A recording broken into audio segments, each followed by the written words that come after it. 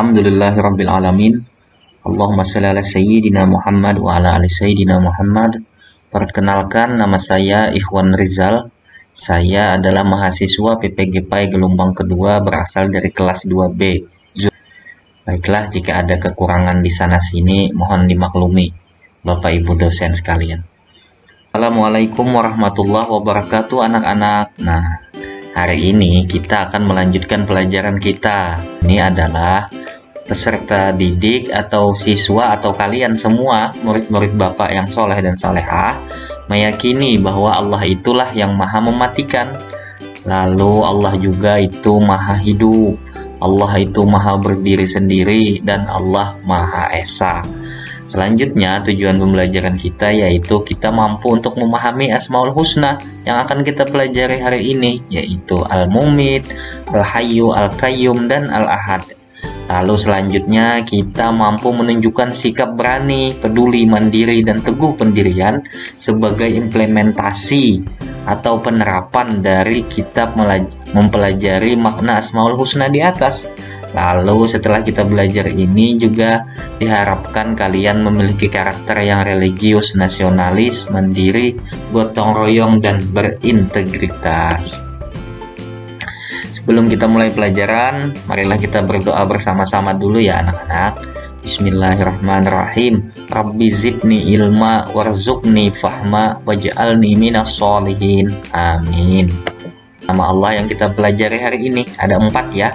Nah, apa nanti artinya satu-satu di situ? Bagaimana sikap-sikapnya untuk mencerminkan nama-nama Allah itu? Itu gambarnya adalah nama Allah. Nama-nama Allah yang terdiri dari ada berapa? Iya, betul, ada 99 nama-nama Allah yang kita kenal, yaitu Asmaul Husna namanya. Artinya adalah nama-nama Allah yang baik yang terdiri dari 99.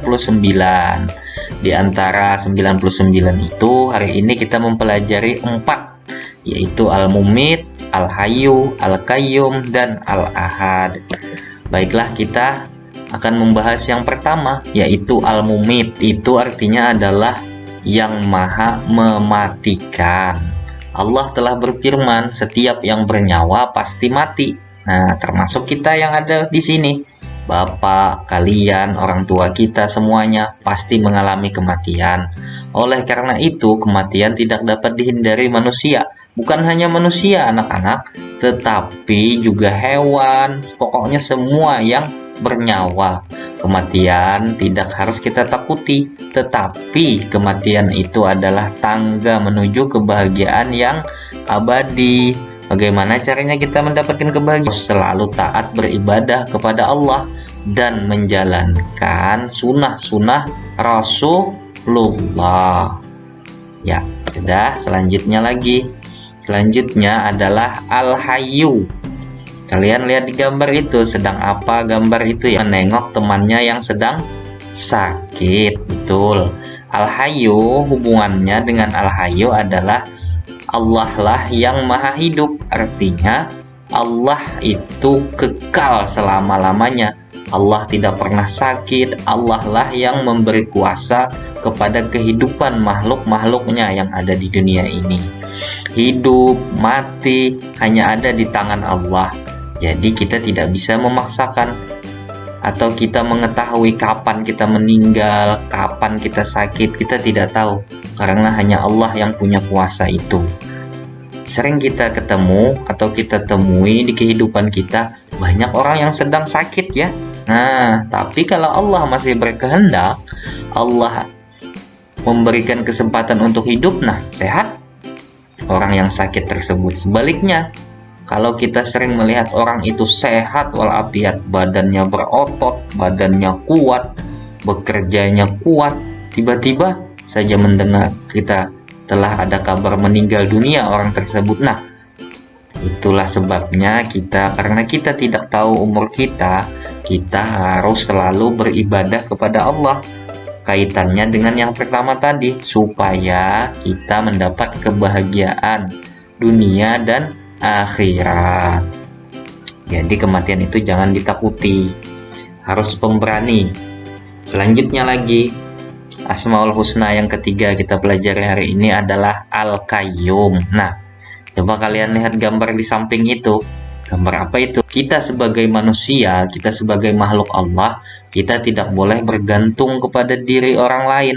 Kita harus berdiri sendiri, seperti nama Allah yang kita bahas hari ini, yaitu Al-Qayyum. Artinya adalah Allah itu maha berdiri sendiri, maha mandiri.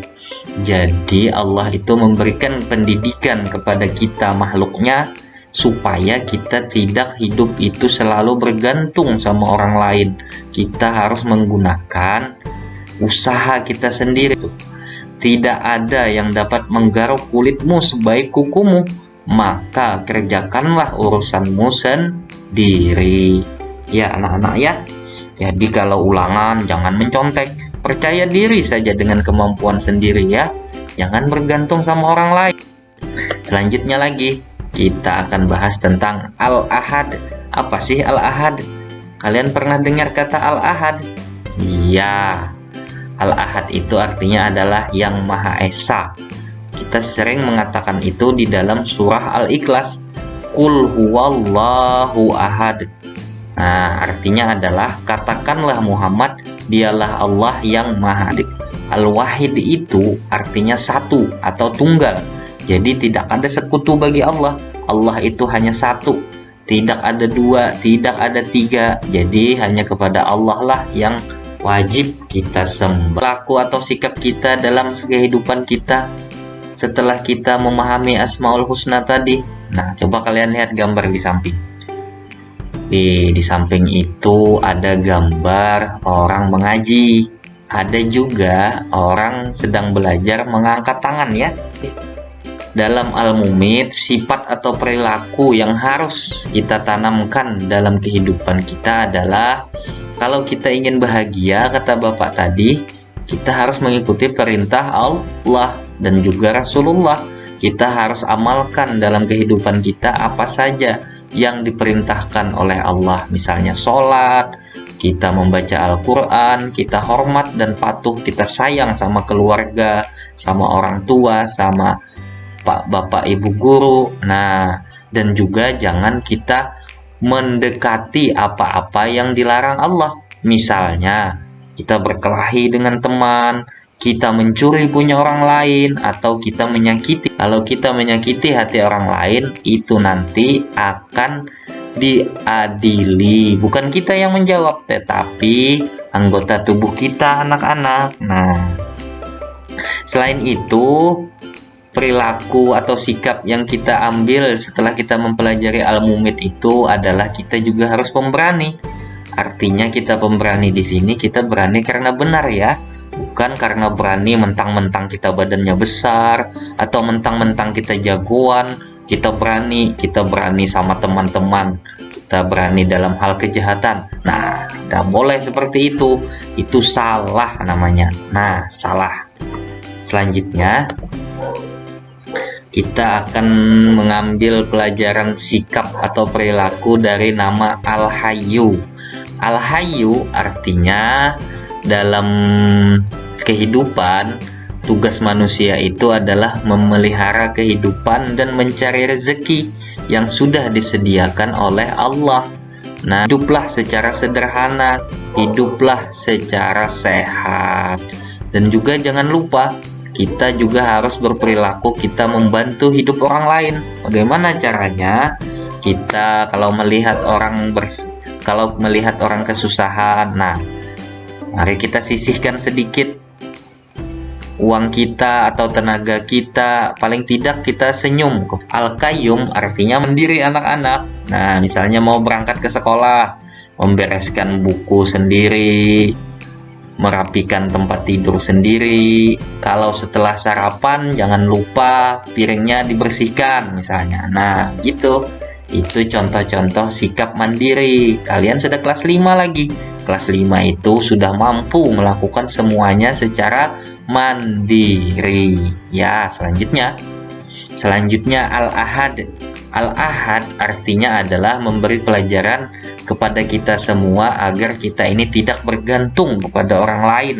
Artinya kita tidak bergantung kepada orang lain ini, misalnya kita mau mengusahakan sesuatu, kita mau mendapatkan hasil yang baik, hasil yang maksimal.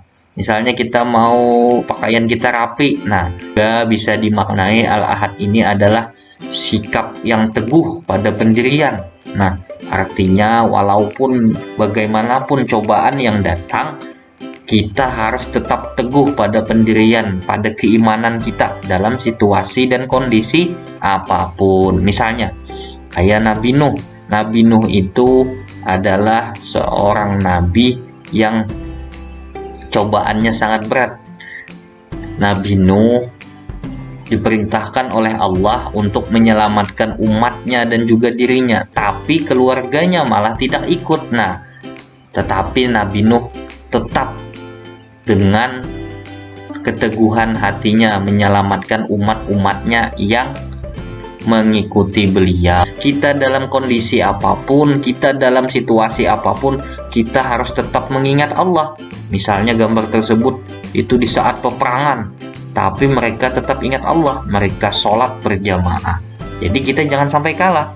Kita sudah tidak berperang, kita tidak ngapa-ngapain, kita tidak sholat. Aduh, rugi kita anak-anak ya. Jangan sampai kita tidak sholat. Sampai ke rangkuman ya. Bisa dicatat di bukunya ya. Supaya ingat.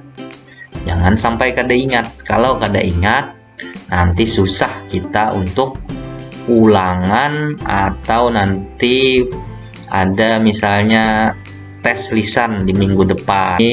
Nanti tugas-tugas ini anak-anak silahkan kalian catat dan kalian kerjakan di rumah ya. Ini tugas proyek kalian di rumah. Nanti kalian cuma mencontreng saja.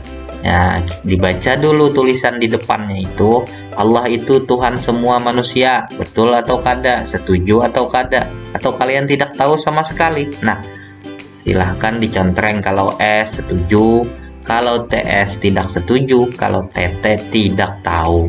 Nanti kasih tahu alasannya ya. Nah, daftar sikap atau perilaku kalian yang sudah kalian lakukan dalam kehidupan. Cukup sampai di sini, mudah-mudahan ilmu yang kalian dapatkan menjadi keberkahan untuk kita semua dan juga untuk Bapak. Mudah-mudahan kita semua bisa mencapai kesuksesan. Tetap semangat untuk belajar ya anak-anak.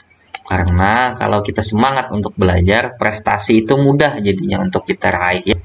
Marilah kita sama-sama menutup pembelajaran ini dengan mengucapkan Alhamdulillahirabbil alamin.